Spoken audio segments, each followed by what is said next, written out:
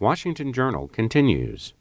Andrew Trotter is the assistant editor at Education Week. And Mr. Trotter, this week the Supreme Court heard two cases looking at union fees. Can you tell us a little bit about those cases? Sure. The cases were combined into one. They're based in Washington State, where, as in many states, unions take fees from workers who are not union members that are used to pay the bargaining costs when the teachers are represented by the union. So the Washington Education Association, big, powerful union, takes these fees, but some of that money they use for political purposes. So some teachers and the state of Washington have challenged this because the state passed a law that said teachers must affirmatively opt in, must affirmatively agree to allow their fees to be used for political purposes. And the union has said that that is too much of a burden on them. Let's go back to some of the statements you made. When you talk about political purposes, what were those fees being used for specifically? Well, they could have been used for campaigns, for ballot initiatives, for campaigning for higher taxes, to support schools, that sort of thing. Not political candidates per se. The Washington Education Association has a separate political action committee to solicit money for that.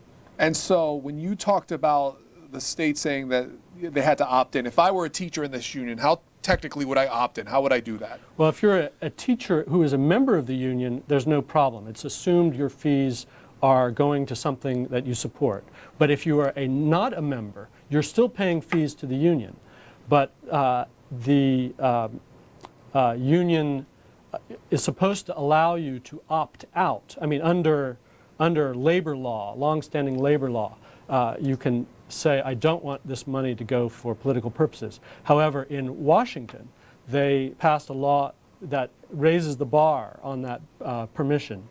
So now the union has to ask workers to opt in, to to tell them that they can use this. But in fact, every teacher in Washington every year gets a big packet of papers that they go through, and there's a little notice in it that says if you don't want to use your fees for political purposes, write a letter to the union. And you have a deadline. It has to be done by October, and most non-union teachers, don't write that letter, and so the union can use those funds for political purposes. So, when the state Supreme Court heard this, how did they weigh in? Well, the state Supreme Court, in a 6-3 decision last March, agreed with the union that the opt-in requirement in the state law was unconstitutional because it burdened the union's free speech rights. And it also, because it presumed that non-members dissent from its political speech. And that's what the Supreme Court's being reviewed, and they seem to take a fairly dim view of that position. And could you explain what that decision means, like as far as layman's terms, is how they weighed in? Well, I guess the Supreme Court was trying to feel through the difference between having non-union members, say yes versus not say no. The law says they have to say yes. The union is saying, if they just don't say no, we should be able to use these fees. So in essence, the union said, look, we've made an avenue to register your thoughts, but I guess the teachers who maybe dissent from that say it should be easier or more obvious in my case to say no? That's right. Well, the union provides a mail-in form if you want to contribute money to its PAC, but the union doesn't give the same convenience to withdrawing your money from political purposes. Our guest is here to talk about the cases concerning union fees and political contributions, particularly if you're a teacher or a member of a union, you want to call in and weigh in on this issue. You're invited to do so as well. 202-737-0002 for Democrats, 202-737-0001 for Republicans, 202-628-0205 for independents. The justices here, the Supreme Court justices, you were in the courtroom. How did they weigh in on this, and what were their arguments, and who was making what argument? Yeah, well, the justices, many of them seemed bothered by this idea that the union presumes to know the political intentions of non-union members and to use their money for those purposes. And they were also skeptical about the burden that is placed on the union to get permission from these non-union members. And I might add that in Washington State, only less than 5% of the teachers are not union members. So it's a small number. The union says tracking all these teachers down is too expensive. But Justice Sam Alito, who's been making a mark in education-related cases, he said, workers have chosen not to be in this union, and they know they're foregoing benefits as a result. And he said, quote, "Why would I choose to give up the benefits of union membership and yet want to allow the union to spend my money for political purposes?" How could this case affect how unions handle this type of money? Well, about 22 states have right-to-work laws in which there are no fees taken from non-union members. And there are 6 states like Washington that have what's called paycheck protection, which makes unions get this affirmative consent. And then another 22 states allow the unions to take these fees and use them unless the teacher opts out.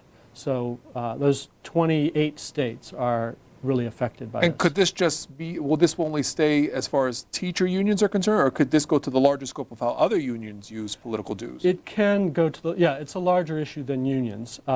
And the national groups interested, in unions and opposed to unions have taken this up as a big deal. It's kind of a status test of the power of unions today. To calls, we go to Boston, Massachusetts. Good morning. Good morning. You're on, sir. Go ahead. Yes, I wanted to make a comment. I'm presently a lawyer, but by way of disclosure, I will admit to, in my past life, having been a public school teacher and a member of the executive board of the American Federation of Teachers local in Boston. I think this issue is a critical one for a number of reasons. I think the first comment I would make is that we have probably the most restrictive labor laws of any developed country in the Western world. And from a perspective of ordinary Americans, I think that's appalling, and we suffer the consequences. The issue in terms of affirmative opt-in, it's very clearly a device that's sponsored by pretty reactionary forces in the United States. I'm sure the Chamber of Commerce also has a vested interest in this issue, because obviously they would like to further emasculate unions. The very fact that we have right-to-work laws in many states of the union, as the commentator noted, they're found nowhere else in the world. The issue I see here is that for people who belong who enjoy the benefits of union collective bargaining on their behalf, even if they are not members of the union but pay an agency fee, they enjoy the benefits of all that representation. They enjoy the benefits of the salary increases which are garnered and the union's initiatives. And I clearly don't see, therefore, why they should have a problem. Caller, thanks. Mr. Trotter. Yeah, I might add, there are 2 groups who are suing the union. One is a group of teachers, and the other is the state of Washington. The state of Washington is defending its law. The teachers are wanting an opt-in requirement. But the teachers are also pushing a little further. They want to actually eliminate the collection of agency fees by non-union members. I will say that the the Bush administration, while supporting their side in this case, is not going so far as to support the elimination of agency fees. The Solicitor General, who is arguing, Paul Clement, noted that there are benefits to unions representing doing negotiations for non-union members, and that there's labor peace is preserved, and avoiding what he called free ridership, in which non-union members get all the benefits without paying their share in the expenses. But the Bush administration did say that states should be allowed to go farther than the minimum to protect non-union workers from the misuse of their money. Memphis, Tennessee. Hi. I just want to say that my wife is a teacher in the county system where I am in Tennessee, and Tennessee is a right-to-work state, so there's no legal requirement for her to join or to pay the union, but she joined it when she first started teaching because they didn't tell her that, the dues that she was paying were going to the Democratic Party. 90% of the dues in unions go to benefit or support the election of Democratic politicians. And she didn't know that. She's a Republican, and I am also. But, she eventually found that out and quit the union and stopped paying the dues. And I just wanted to say that unions, it seems like they hide the fact that they use dues to politically advance the Democratic causes, and they really should be forced to at least disclose these facts to their members. And we'll have to leave it there. Thanks. Well, that's was also an issue in these cases. The Washington Education Association has 80,000 members. It's very powerful in Washington politics. It's behind initiatives every year to raise money for salaries and ballot initiatives. And one of the groups that organized and assisted the teachers in bringing their lawsuit, the Evergreen Freedom Foundation, has campaigned to force the Washington Union to reveal more about how they spend their money and how much of non-members' fees actually go for political purposes. Our guest has a bachelor's in history from Washington and Lee University. Did some law work at UVA. He's the assistant editor for Education Week. Saratoga, New York. Am I on? Yes, sir.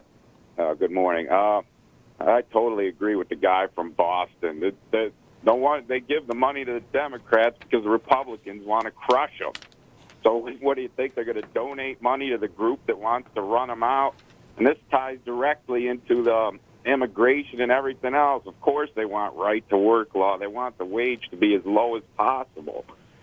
And, the unions do a good thing. If these unions, if you have a weekend off or any benefits whatsoever, a lot of the unions got that for people. The middle class, my pay nearly doubled. I was in a trade union, and the minute I joined the union, I had benefits, health care, a pension. These are just things that these businesses do not want. Of course, the guys from Tennessee, that's why the teachers, our kids are dumb now because they don't want to pay the teachers. The attorney representing the union in this oral argument in the Supreme Court pointed out to the justices that other organizations, like the State Chamber of Commerce, business organizations, they have lots of money coming in from different sources. They use it politically. They don't have to explain or get waivers from or permission from their donors to use this money. Implying that the unions need to have this power in order to have a level playing field.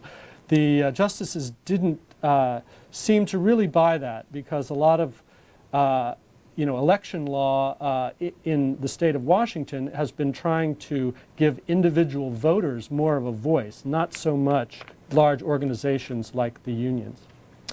For Andrew Trotter, Fort Collins, Colorado. Yes, thank you. This to me is a classic example when you have the caller from New York saying that's why you need it to be all Democratic to sway the voters one way or the other. That to me is the reason why there's no balance. And I really think it's important that the people have the chance to voice their their opinion and not just rely on the union to do it all for them. If they're going to participate in politics, then they should be at least allowed to have a say where that vote goes instead of the union members themselves deciding on their own accord. The Supreme Court is often trying to figure out what the people want and where the people's will comes into play. Justice Breyer even asked whether the Supreme Court of Washington justices are elected, which they are, unlike the U.S. Supreme Court.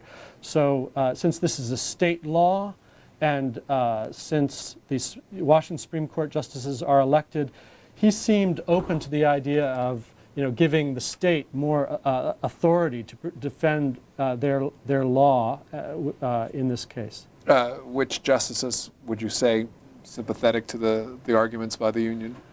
Well, I would say Justice Ginsburg and Breyer, but even Justice Ginsburg noted the language in the union's brief when they were talking about this money as funds lawfully possessed by the union instead of their own money. She seemed skeptical of this sort of presumption that the union had, that it knew the best interests of all the non-union members who give them their fees. The attorney for Washington State is Rob McKenna. He did a forum on this very topic, and you can see that forum on our America in the Courts program tonight at 7 o'clock as we talk about the issue of union dues for political activities with our guest Andrew Trotter of Education Week, Montpelier, Vermont. Good morning. Good morning. This is a nice job you're doing here, Pedro. You've got some guy representing the management Republican side, and it's supposed to be, there's not a debate. I noticed that the lawyer representing the other side isn't there.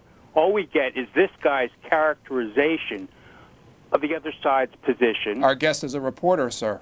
What he thinks of how the justices are taking it. Like, give me a break here. This guy is like...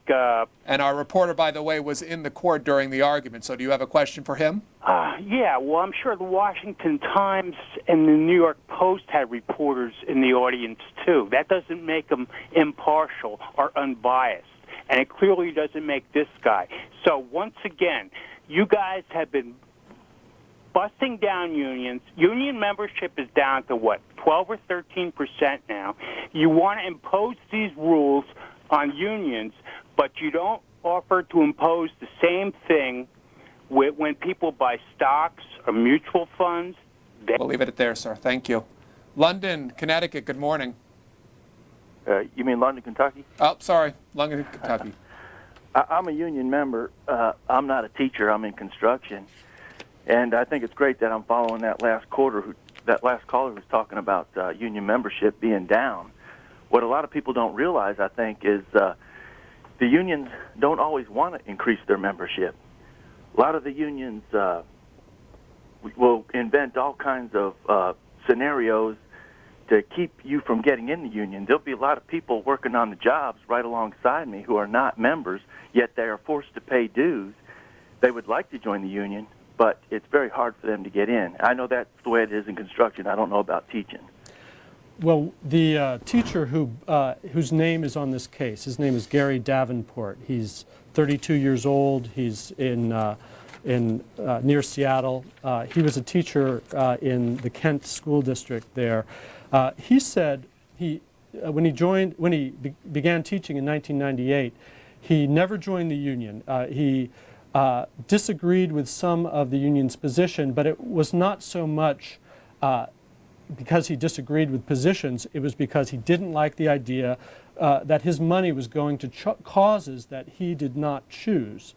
And he said after the arguments that the Washington Supreme Court, Washington State Supreme Court had rated free speech rights of large organizations, such as the union, as more important than his own individual free speech rights. Richmond, Virginia, you're the last call. Hello? Go ahead, ma'am. I wanted the reporter to know this. Not all unions are the same. I was a union member for 30 years, not in the teachers' union. If every union was done like the union that I joined and belonged to, I think everything would work okay. None of our dues went to political causes. We had a separate entity that if you wanted to contribute, you did that voluntarily. The books were done that way, and the reason I know is because I kept the books one time for about 3 years, and that all the way people were elected was done so that there was no way in the world it could be done irregular. Also, no one could join or be in the union or conduct the union, be president or anything that had not worked at the company and were employees at the time they were in the union. You did not get paid. Everything was volunteer. So our dues went to pay for the overhead of the building where we had built finally. We rented for a long time, and that went into the building and paying a person to take the telephone calls for the union members. Caller, thank you. I will say 95% of the teachers in Washington State are members of the union. Their money goes to support the political causes. This is a small number we're talking about in this case. And the union, is involved in many efforts to improve schools and efforts that have been, generally popular among the citizens and the political establishment. Education Week is the publication that our guest writes for. If you go to our C-SPAN website, we have provided a link to that site, and you could read some of his writing concerning this case. When is a decision expected? By the end of the court's term, mid or late June. Andrew Trotter, thanks for coming by. Thank you. Coming up, we'll talk with Leslie Harris. She's with the Center for Democracy and Technology. We're going to talk about the federal government and how they conduct searches for personal information on online sites and online databases. We'll be right back.